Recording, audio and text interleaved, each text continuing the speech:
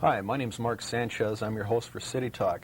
Cititalk's a show where we're going to talk about men's issues, social and political issues, also deal with areas of human development, and also spirituality from Christianity to Native American spirituality. Also tonight I'd like to introduce Ellen Ostraker. And Ellen is the editor and publisher of Stepping Up magazine. She also has put on seminars and workshops in spirituality and human growth.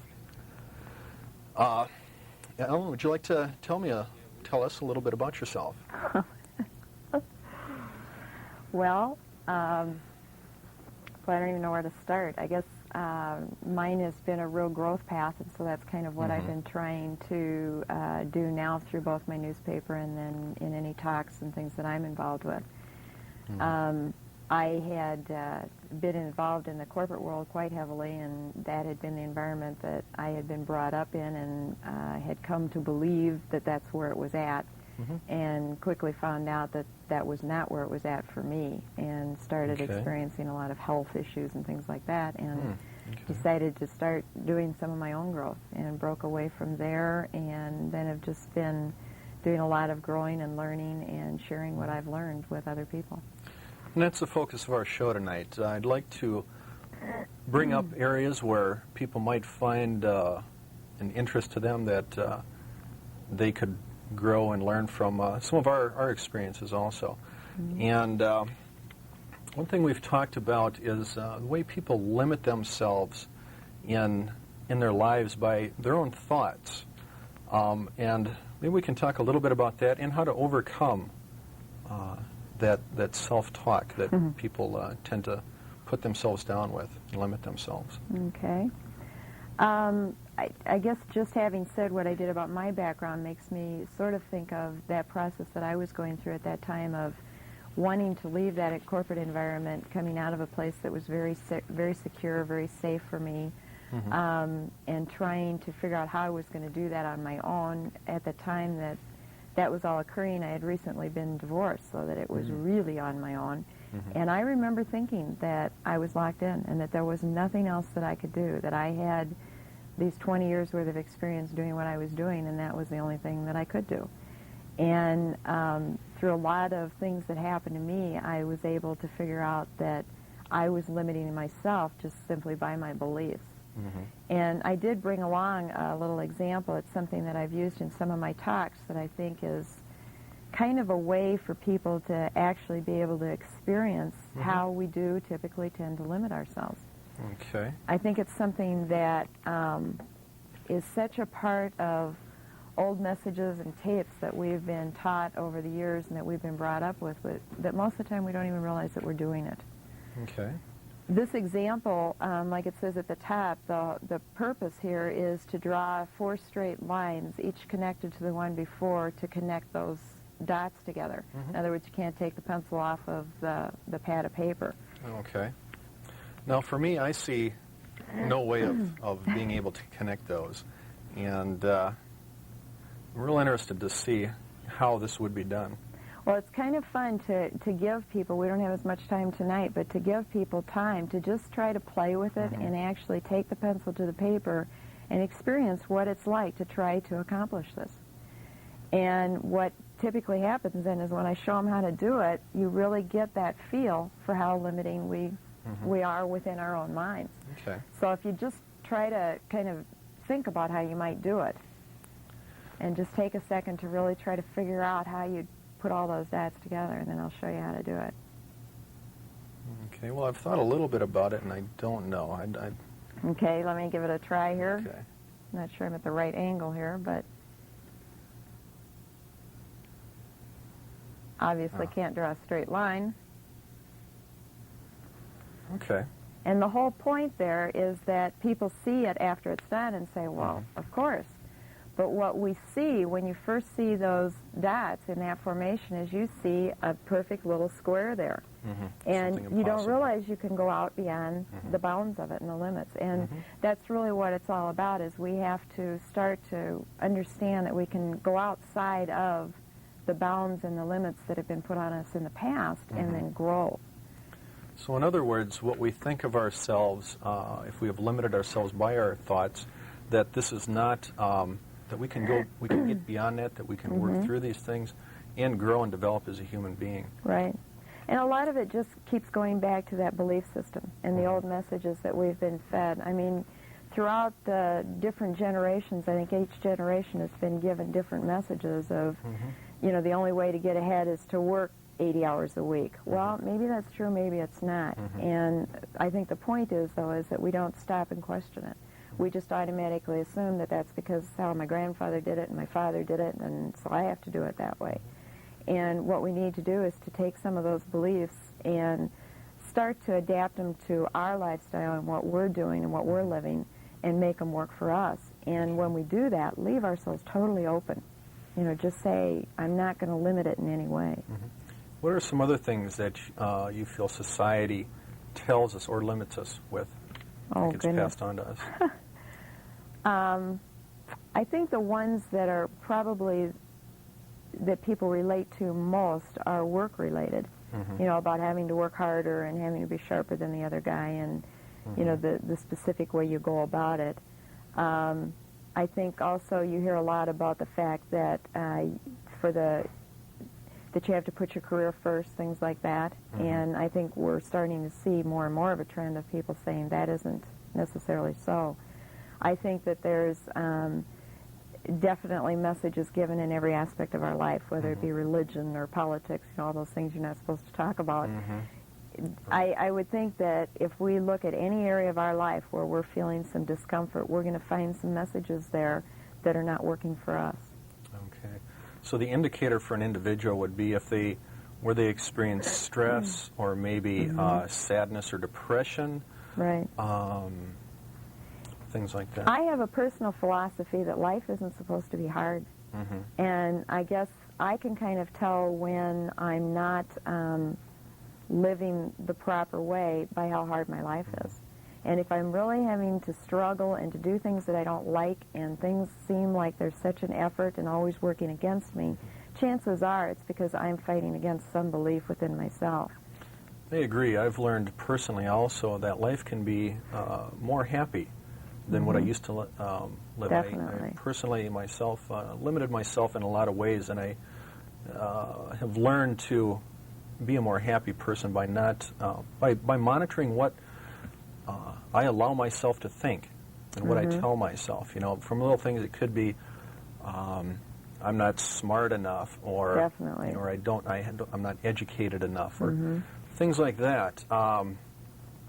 And getting beyond that, going beyond that barrier and developing myself, I've learned to live a lot happier life. Yeah. A lot of times it takes going back to some of your childhood messages and uprooting those, which can be really tough. You know, if you've had a parent that was dealing with some of their own issues and gave you that message that you're not smart enough, that's real difficult to get yourself programmed to hear yourself saying that and say, no, I'm not going to buy into that anymore. I'm going to change that. And that, I think, is the real key, is to catch those messages and then twist them around to what works for us.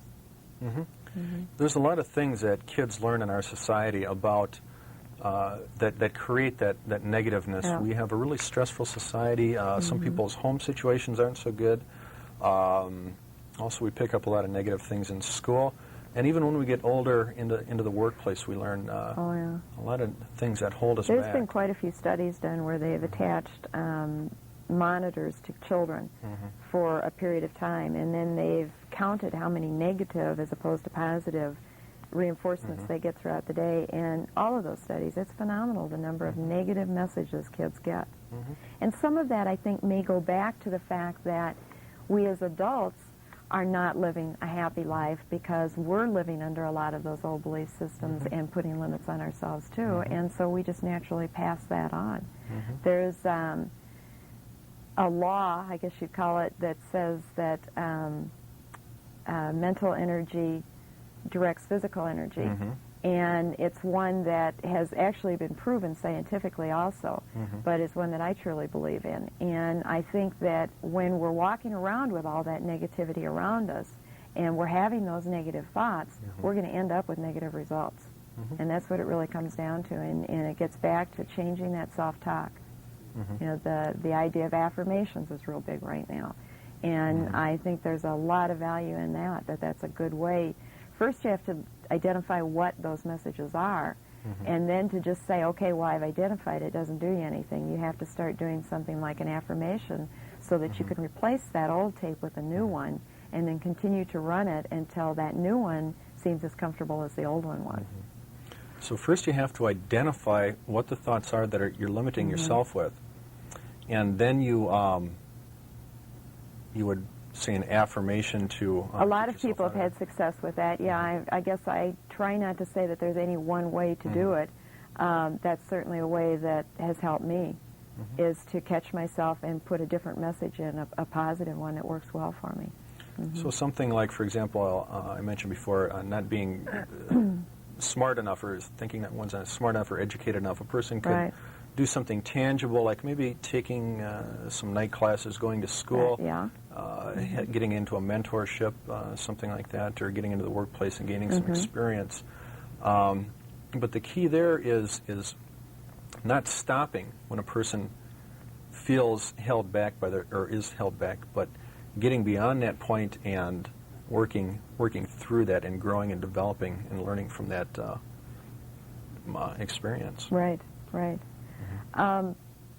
That it keeps coming back to this idea of the limits, and I think that is a big part of it, is that we need to be able to get to a position where we catch ourselves from saying, oh, but I can't because of. And just one of the things that I think works real well is to say, if you could do anything you wanted to, what would it be? Or if in this situation, you know, I could behave anyway or treat it anyway, how would I do it? And let your mind be creative. Let it really imagine and go with it. And then look at the individual ideas. It's like we cut ourselves off before we even start. In fact, I had read a study recently where they were talking about testing on creativity.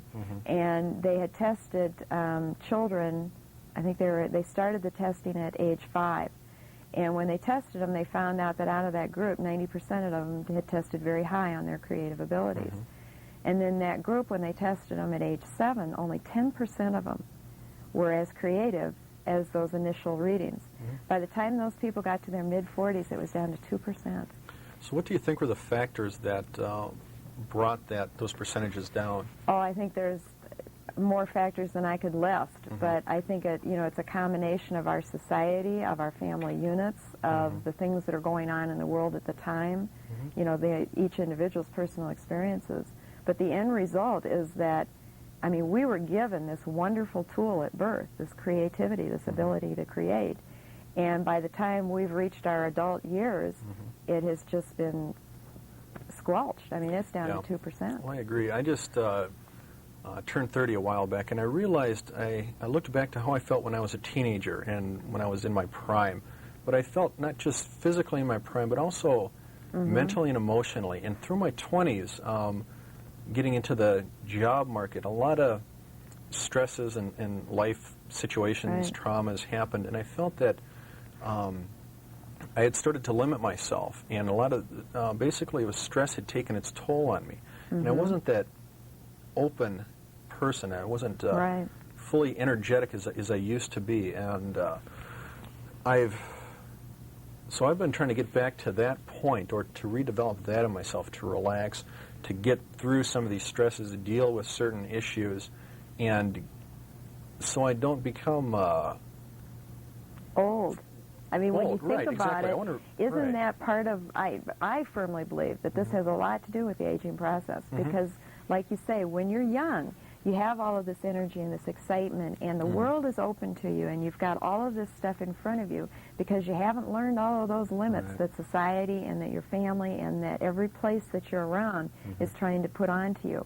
And as you advance in your years, I think more and more of that comes on, and it's like all of this stuff put on your shoulders and you're weighted down. Right. And I firmly believe that when we can open ourselves up, really be unlimited as to what we think we can do, that we're also going to be able to stay younger and that our lives are going to be happier for us too. Right. So it's effectively dealing with the stress in our lives and not letting that get us down or hold us back, or staying in a constant state of stress, which I think a lot of people do. And it's an easy rut to get into. Yep. And it's learning how to get out of that rut and letting that whole energy, as I described, happen again. There's a phrase that somebody I know uses, and they talk about, instead of managing stress, let's get away from stress. And I think that that's part of it, is that we have all kinds of seminars on stress these days. And they always talk about managing it. I don't want to manage it. I want to be completely away from it. And I think that that's really what we need to start to work towards. Yeah, that sounds real familiar to some things I've experienced too, where I've decided there's a thing too of, if you can get into a rut of stress or negative actions or consequences or something that seems to be holding you back, is deal with the issues that are keeping you in that place, and then you kind of, I found that I won't be the magnet that attracts me to those kind of issues again. Therefore, in the future, they won't hold me back anymore, that I can get beyond those things and live a more peaceful life. It's kind of learning from experience and not getting back into that same rut. I've kind of got a saying, I don't want certain things to mess with my serenity. Yes. And I've learned that. It took me to get up into my 30s to learn it, though. But it's been very helpful to me. Well, we've got about a minute here left before we go into a PSA. Is there anything else you'd like to say about this? Boy, put me in a time clock here. Well, I'd like to say to the people viewing that if you find yourself limited by your thoughts or circumstances, that there is a way out of that you don't have to live the same kind of life that you're living, that if you work on things, eventually over time that you can overcome these and live a happier, more peaceful life. I wonder if one of the keys, too, isn't, because we hear a lot from people about going back and finding out what went wrong and dealing, looking at it. The thing that we really need to do then is to move on. Find something positive to replace it and then get on with our life. You're right. So in the next segment here, after, let's talk about what you mentioned before, mental energy directs physical energy, and how we can get into living better lives because of our thoughts, and how we can use that to focus and visualize on certain goals that we've picked out for ourselves. Okay. Okay? All righty. And let's go to the PSA. Today on Mental Health Minute, we're going to talk about comparing. Most of us do it. We compare the way we look with how someone else looks. We compare the things we have against the things other people have. What happens to us and to our mental health when we do that? The fact is, it separates us into lesser than or better than based on physical, intellectual, or material things. We lose perspective. We fail to see ourselves as equals in dignity and worth with the whole human family. Good mental health calls for us to be who we really are, not a copy of another person. The next time we become aware that we're comparing, let's pause and let it go. It's important that we make the decisions for changes in our lives as independent decisions, without relationship to feeling inferior or superior to somebody else. This is Dewey Renner. Next on Mental Health Minute, we're going to talk about loneliness. Join us then.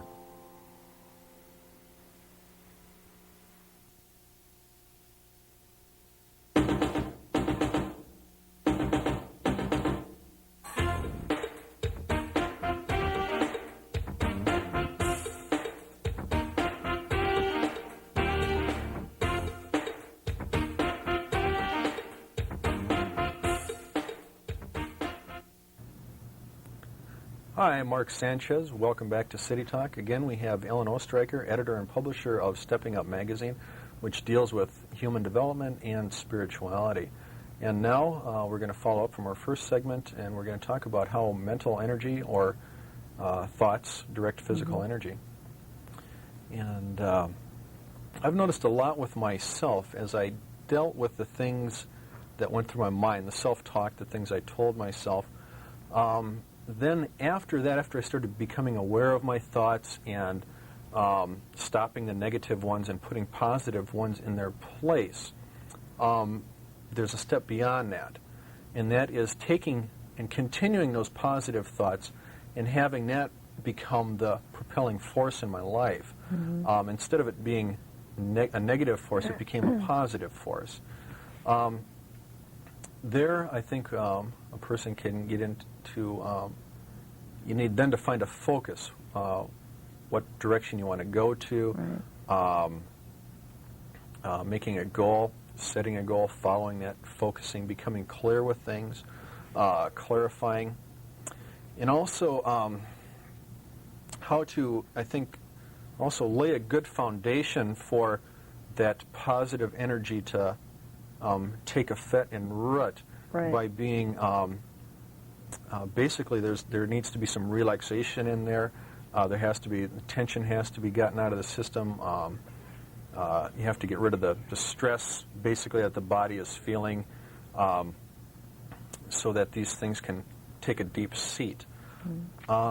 What you're really talking about there is looking at us as whole human beings. I mean, the stress is the physical part, the thoughts are our mental part. I mean, the serenity becomes our spirituality, and that's an area that I really believe is part of the problem for us these days, is that sometimes we have this tendency to forget that we are a whole human being, and we shouldn't just be looking at one aspect of ourselves.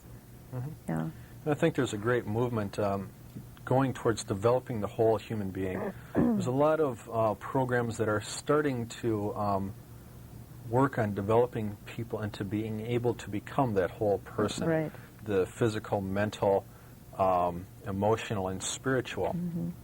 And I think that our society in its evolution is starting to realize the value of the individual person and the necessity for individuals to be able to gain their full potential and not be inhibited by various things that may block a person that they got from growing up in their childhood.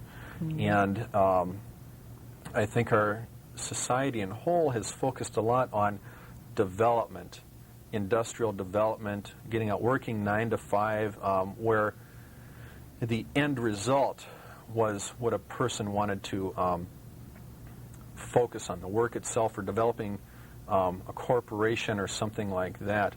Also, I think now we're realizing that we have to develop the human and have to give the human more credit as being not just another number or something like that, that each individual has to be well developed enough to be able to reach their potential, and therefore we're going to have a much better workforce, a much healthier society, physically, emotionally. I think we're also going to see a lot of social problems decline, crime, alcoholism, when people start getting away from those things that have tended to block our society. I see it also as kind of a normal evolution in our society, that we've kind of gone through this industrial age, and now I see we're going to get into the human age, which is going to be a lot where people are going to deal with things on more internal level and on a more spiritual level also. I think it definitely has to do with, the whole growth aspect of humans, and there are all kinds of indications that are coming up now that are showing that as data processing and information processing is the biggie right now, and the computer industry is so large, the human potential, human growth industry will be larger than that in a very, very short period of time. And I think that does show the progression. If you look back to the days of the small farm, and the family worked together as a unit because they needed to in order to be able to physically survive. And when the Depression came again, different periods of our history have been kind of concentrated on certain aspects of our being. And Abraham Maslow has what he calls the hierarchy of growth, and he shows different levels that the average human being will go through, and it starts with having your physical needs met and then moving up into other needs until you get to that point. Actually, his is self-actualization is the top, but you reach those different levels where the self becomes more important into the picture. I also think our society is going on pretty much that same hierarchy. I agree. That there are going to be more higher level needs need to be incorporated into our society, into the inner workings of our school systems, the programs that government puts in place, and also into the family and into the individuals. Well, and I think the people are demanding that. I mean, I don't think it's becoming an option anymore. I think it's something that that is the way people are living, and they're choosing to go about their life in a more positive way that works better for them. And in a sense, I think that also is what's going to dictate our longevity, because doing it the way we're doing it now isn't working. The stress is killing people. I mean, that is really what it comes down to. And there's all kind of studies out there now where they talk to employees of companies, and they're finding out that, as in the past, money is not number one. The latest one I saw, money was like 5th or 6th down the list, and there were a lot of things that were ahead of it. So I think people are starting to understand that a happy employee doing what they really enjoy and feel fulfilled doing is actually going to be more productive for the company.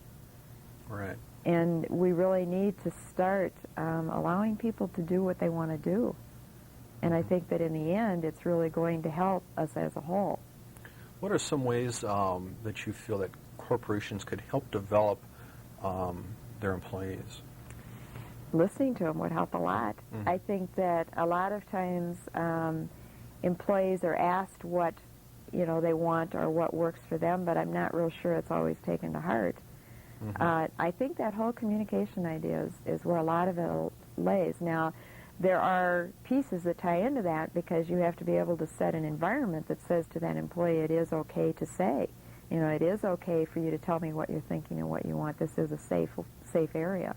And that by doing it, I'm not going to, take your job away or demote you or something. So I think it's a combination of both listening to what they're saying and then also being able to act on it. Yeah, I think there is a trend that we're picking up somewhat from the Japanese, where the employees do have a say in how they would like to see the company go, where the individual is being more, there's more respect given to the individual and what their comments and suggestions are.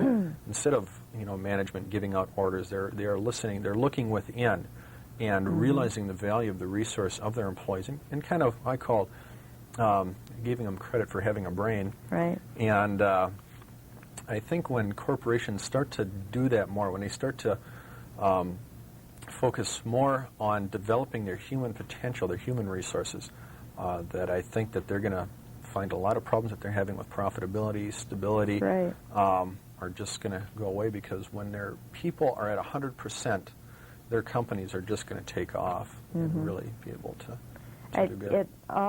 A lot of it just comes down to a control issue. That for so long it's been an idea of, like we were talking at break, that you've got this pie and it has to serve X number of people, and that's all there is. And people tend to think of it as, well, I've got to rush in there and get my little piece of the pie, and I don't care what happens. Dog world, yeah.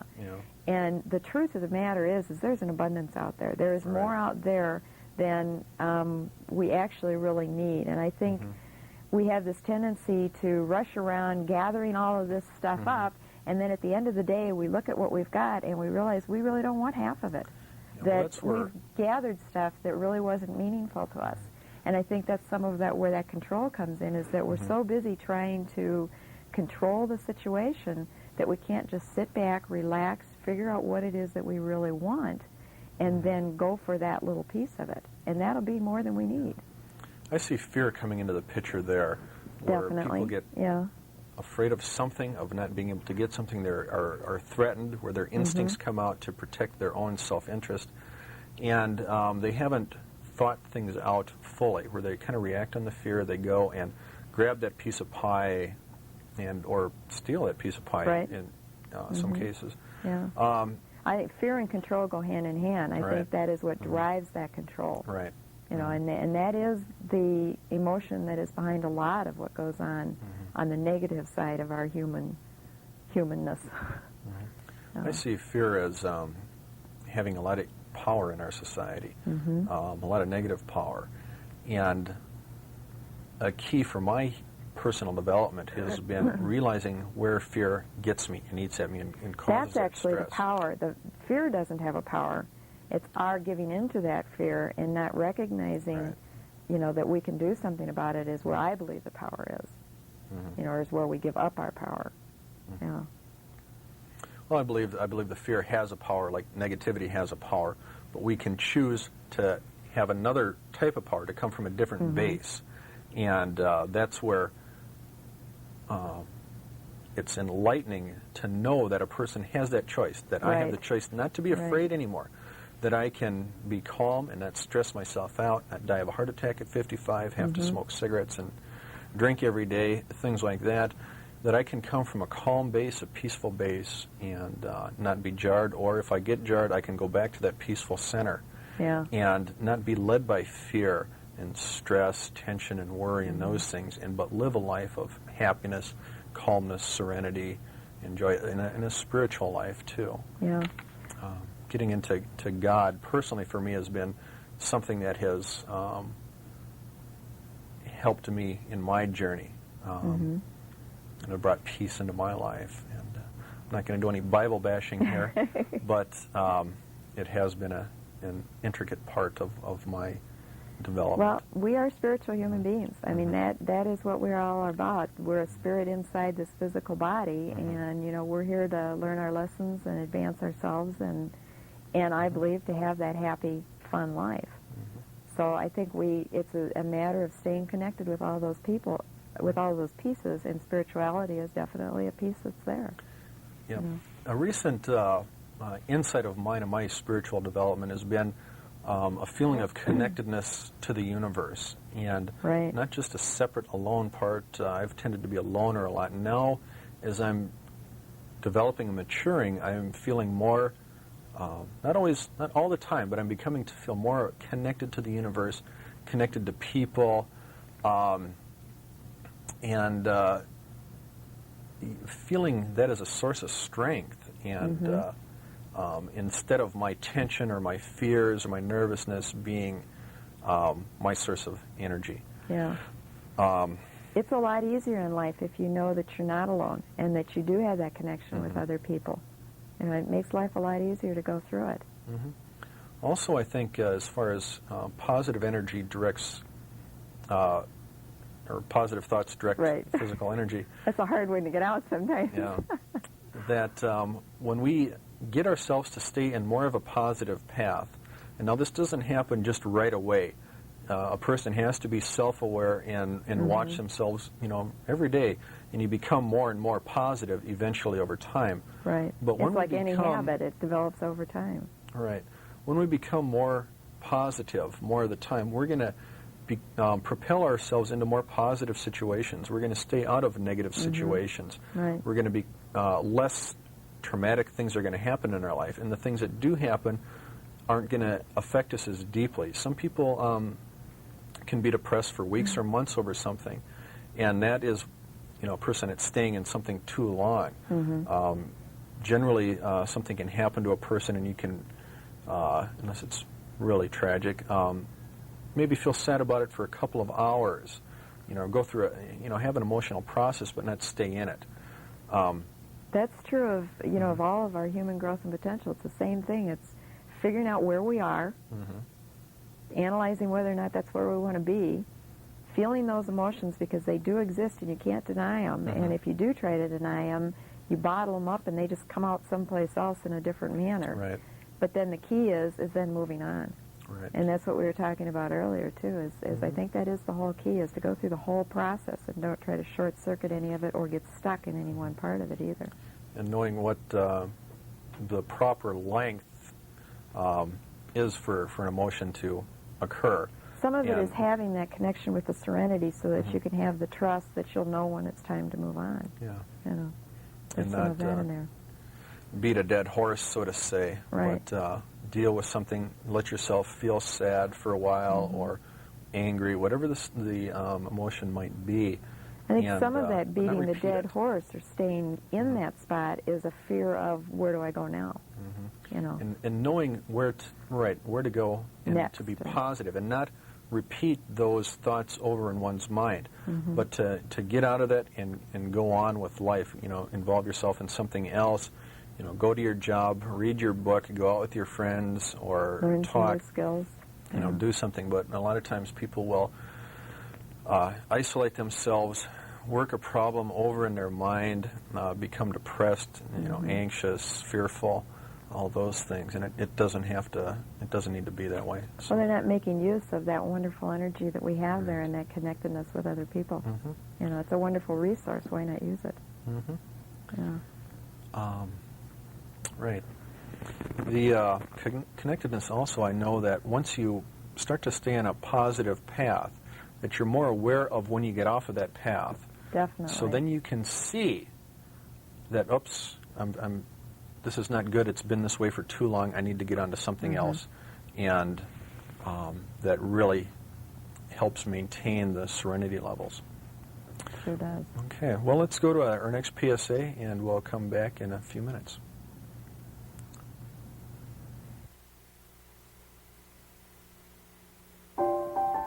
Mental Health Minute. Ever feel lonely? I'm sure all of us have. But if chronic loneliness seems to be a part of your life, it's time to do something about it. That's our mental health topic today. I'll have more in a moment. Today on Mental Health Minute, our subject is loneliness. We don't have to be alone to feel lonely. We can feel lonely in a crowd, in our marriage and family life, when we're with friends. Being with people is no guarantee of avoiding feelings of loneliness. The root cause of loneliness is often just being too much into ourselves, into wanting to have someone else take care of us. We need to learn to reach out, to make a contribution to the development of human community through assisting others, particularly those who have a genuine need of assistance, offering words of love and encouragement, helping where help is needed, to give as well as take. Let's make an honest effort to reach out and help. When we do, we'll improve our mental health and become a lot less lonely. This is Dewey Renner. Next on Mental Health Minute, we're going to talk about anger. Join us then.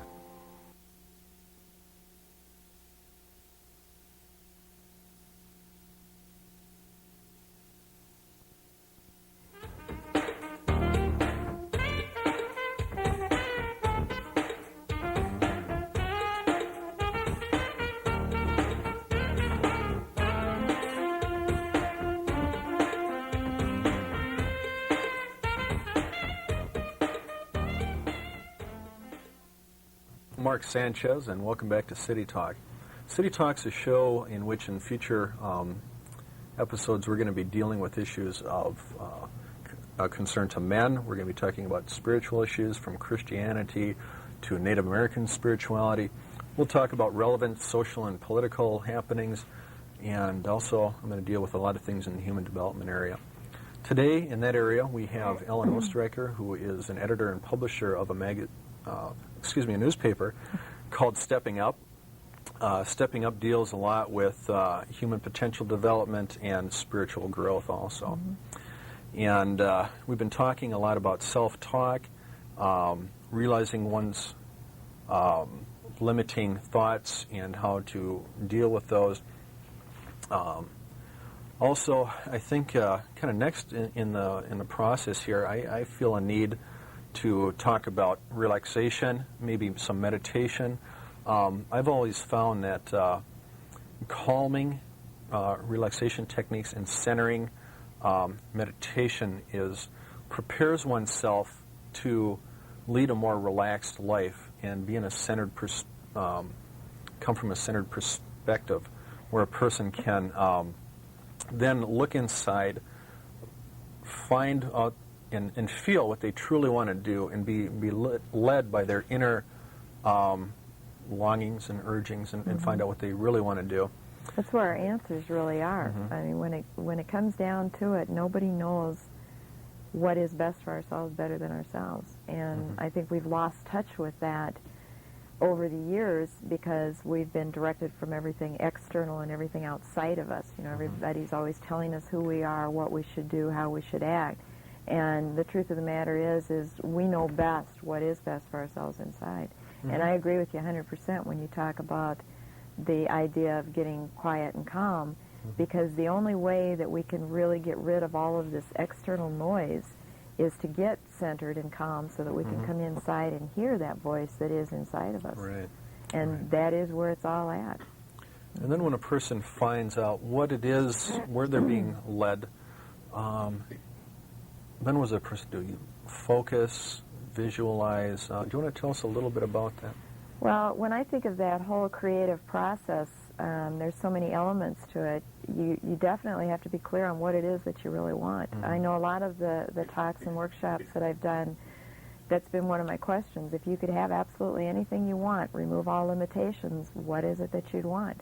And it's like I immediately get arguments from people trying to put limitations on. Well, you know, what do I have an unlimited amount of money? Can I, you know, assume that I have a degree? And they always want to put limitations back onto it. And I think we need to, again, remove the limitations so that we're open and then say, what is it that I really want? And as you were saying, I think we have to get centered and calm down in order to get in touch with that piece of us that really knows what it is that we do want. Right. And not always on the big major decisions in life only, but also in smaller hour by hour, minute by minute decisions. When a person finds himself getting worked up and full of tension and stress, to take a little time, take a deep breath, relax. If they're into meditation, maybe set aside some time for meditation, but to get centered and come from a calm perspective instead of a hurried, stressful perspective, then things are going to happen a lot more smoother, and they're going to be physically, mentally in a lot better shape. People have more energy, be happier. It's the old work smarter, not work harder. Exactly. I mean, when it comes down to it, because when we're working smarter, we're working because we're being led by that internal voice, that guidance, whatever you want to call it. And everybody's got their different feeling for what that is, whether it's a higher power or God or intuition or universal intelligence, whatever you want to call it, we all have it. It goes back to that being connected with the universe and all things and all people in the universe being connected. And when we get in touch with that, we operate from a whole different level. It's like we have this other level that's out there that we don't even tap into and we don't even use. We're doing everything on a physical plane instead of getting into that other aspect of our humanness. And when we can get ourselves calmed down, and there's got to be millions of different techniques that people use to do that. You know, there are whole classes on how to calm yourself down, and like you say, meditation in and of itself has become an area where a lot of people are doing work. Everything from staring at a candle and then closing your eyes and trying to keep that flame still in your mind's eye, to there's mantras, there's little some people will even just say go 1 2 3 4 4 3 2 1 1 2 3 4. You have to do something that is somewhat monotonous to calm the brain down and get it to kind of shut down and go away. In fact, that is even a way that a lot of people will do it. Will just try to mentally tell themselves, I don't want to hear any of this right now, I just want to be quiet. If you try it, it's really difficult to get your brain to stop talking to you and doing all this activity. Practice I've been learning about is called centering prayer, and that comes from Christian roots thousands of years ago. And I think a lot of people in our society have gone to Eastern types of meditation and things like that. Some of the spiritual leaders in Catholicism, Lutheranism, American Christianity, have kind of uncovered and brought out of the monasteries some techniques, centering prayer, contemplative prayer, and various things that go with that lifestyle and practice, and have started bringing that down through the ranks, the priests, nuns, into the community, to the individual. And there's various retreats and things that are available. But where it's a meditation, a calming process where one just sits and is still. And in that consciousness, or in the presence of God, however anybody may feel comfortable defining that. Mm-hmm. But from that centered perspective comes a calmness and an awareness that is enables people to lead a more productive, a more powerful life, Mm-hmm. Be more powerful themselves, and that in a positive sense too. Well, you're making use of everything that you have available when you do Right. that. It's taking into effect that wholeness that we are, and not just operating on one of our levels, but using everything. Yeah, and when you said that about bringing it up from the Christian religions, I think that just, to me, makes a statement that the Eastern religions or philosophies were probably where more of the meditation was focused on. But as in everything that exists in this world, there isn't just one way to do it. And like you mentioned, with the Christians are now, finding ways that they feel are best for meditating. The American Indians have another. I mean, there are ways, and to me that says then maybe that's another tool that we haven't been using as much as we should have.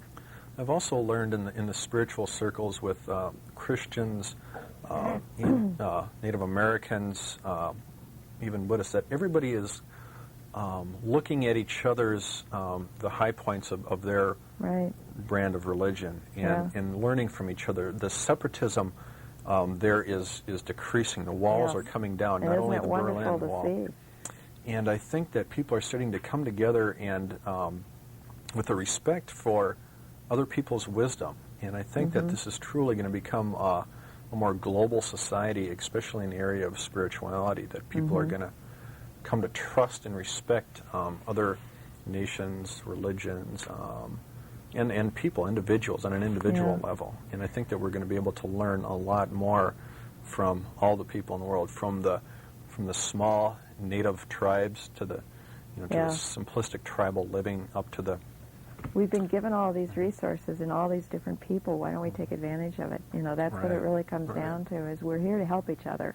And it's just a matter of us getting away from that fear and not trying to control the situation and allowing that help to come in and being open to it. And trust is a factor there. And using all the pieces, like you were talking earlier, you had mentioned the word visualization, and I think that's another aspect that is just now becoming big in our society, one of the yuppie words or whatever you want to refer to it as. And visualization is a powerful thing. I mean, now you're into using some of that mental energy as well as your physical energy. There's a study that I just love where they had studied basketball players, and they took 150 basketball players and broke them into 3 different groups, and they had them start out by everybody doing free throws and tested each group to see how they did. And then they had them go away and they said, this group, we want you to just continue to practice every day. This group, don't do anything. And then the third group, they had them just visualize themselves successfully completing these free throws.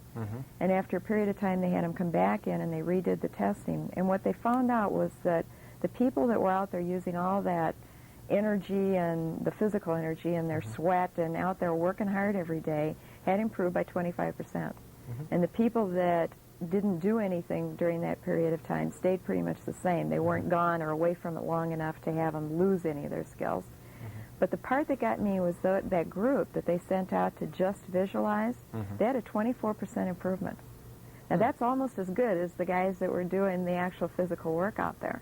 And when I heard that study, I thought to become 1% difference is phenomenal. But then I thought, what happens if you put the two of them together? If you do the visualization plus the physical side of it, you got a dynamite combination. Right. It sounds to me real similar to what I've been told in school. In order to put something into the long-term memory banks, so to say, that you need to repeat, read over whatever the material is like 3 times. It sounds like this is kind of etching a path towards your goal, towards making a well-worn path. So there is a direction that'll be taken, a clear-cut direction that a person visualizes whatever they're looking for, and whatever blocks may be thrown up by the mind, the self-doubt, those kind of self-talk things, have been worked through, then through the visualizing process, for me, that's when a lot of things come up. When I try to visualize something, I'll get some self-doubts, and I have to deal with those. And once that's dealt with, then my vision is clear and focused, and I am more able to go just straight down onto that. And that, interestingly enough, was one of the things that they told the group that was doing the visualizing to do, is they said, when you're visualizing it, visualize yourself correcting any errors that you make.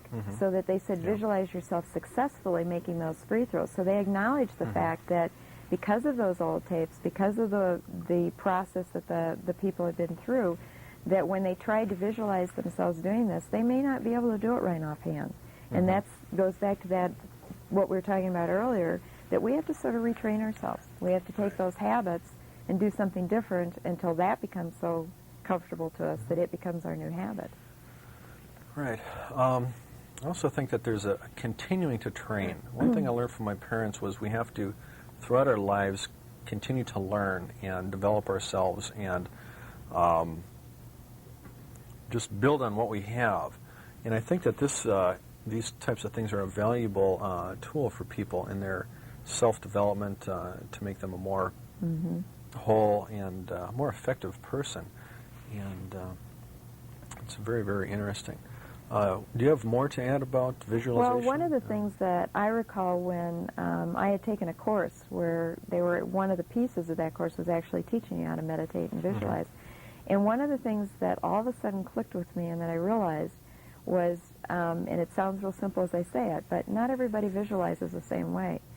And I remember we were stretched out on the floor, and they were doing what they call a guided meditation, where you're quiet and your eyes are closed and somebody is speaking a scene to you, and you're supposed to be visualizing the scene.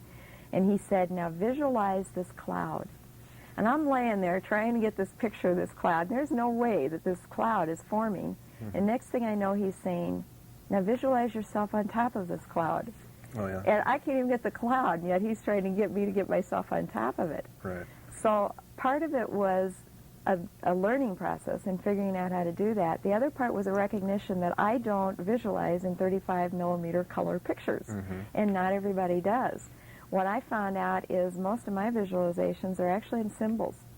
For some other people, when I started actually teaching the course and getting more involved, I found out that other people visualize in words. Right. And to some extent, I think people can even visualize in thoughts. So I think sometimes people are turned off by a particular category like meditation, visualization, something like that, because again, they limited themselves in that they have come up with a preconceived way of how that is supposed to happen. So for me, it was real important to know however it happens for me is right. And I need to trust in that. Yeah. And sometimes persons aren't necessarily limited by the way they do things, but people have tendencies towards being inspired by certain ways of doing it, by a visual picture or by a word, and that evokes their thought process or their creative energies. We studied that a little bit in in a class at school.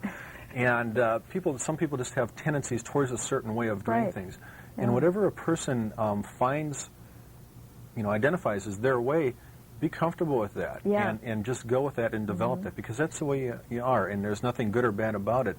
That's just how you are. And we've known for a long time that some people are visual, others are audio. I mean, why should it be so different that we can be different with our physical way of operating? Doesn't it make sense that we would also be different in our mental, way of working too? So for me, that was a bit of an eye-opener, because I always had this concept that if I'm meditating, I should be able to float off into some other plane, and if I'm visualizing, I should, and that's a word that I always keys in for me anyway, the shooting yourself to death, but that I should be able to see it in pictures, and that isn't how it always is. Now, as far as, we'll say, a process, and this is, I hope to stay away from the shoulds, but when a person has calmed themselves down, and what would be the next step there that might be helpful into attaining their goal or finding, in the focusing process and the visualizing process? Everyone, again, has their own way of going about that, and there is no set way. I think that for me, one of the key things is once I can attain that calm state, what's going to happen then is I'm going to get my best answers. So if I can, actually what I try to do is determine what it is that I'm working on at that time and ask myself a question. You know, what is it that, you know, what problem or issue am I working on right now that I'd like an answer for? Pose that question to myself. Then do some relaxation techniques, some calming techniques, and get into more of a meditative state. And then at that point, your brain remembers that question that you had originally asked. And you will get an answer, which that is another area that I realized when that answer comes differs for different people. You know, I might get it during that time when I'm sitting there trying to meditate on it. I may get it when I'm driving to meet with a client. I may get it and not even know I got it. You know, just act in a particular way and then later go, oh, geez, I did that just right. And that's another thing, is that affirmation, that recognition that later on that you can say, that was a good move. And I realized I was responsible for it. There was something that I did, even though I may not be able to identify exactly when it occurred. But there was something that I did that helped me get there. So it's kind of like a person cutting a path through the jungle. Yeah. You made the path there, and sometimes you made a turn that you didn't even know why you did it, but later on you realized it was the right turn. Right. Okay. This has been a very interesting discussion we've had here. I'm sure we have a few other shows that we can do later on, which we do have scheduled, and I'm really looking forward to that when we have you back. Next on our on City Talk, I'm going to be having a few people from the Domestic Abuse Project, and they also represent an organization called Brother Peace. We're going to be talking about domestic abuse and various ways of dealing with that situation. We're also going to have another gentleman from the Minneapolis Men's Center, and hopefully we'll be able to show some insights into problems of domestic abuse, provide some alternatives for men that might find them getting close to a situation like that and hopefully avoiding it. And I also have some other shows planned, as I mentioned before, dealing with spirituality. Hopefully these will be an interest to the people. And again, we'll be having Ellen back for some more shows also. Ellen, I thank you for being here. This has been a great talk. And thanks for watching City Talk. Once again, I'm Mark Sanchez, your host, and hopefully you'll see some other shows that we do. We're going to have some real interesting subjects. And if you'd like to inquire any more about the guests that I have on my show, preceding this statement, there will be an address, phone number that you can write to, and I'll give you more information about Ellen and things, her newspaper and such. And thanks for your time, and I'll see you next week. Thank you.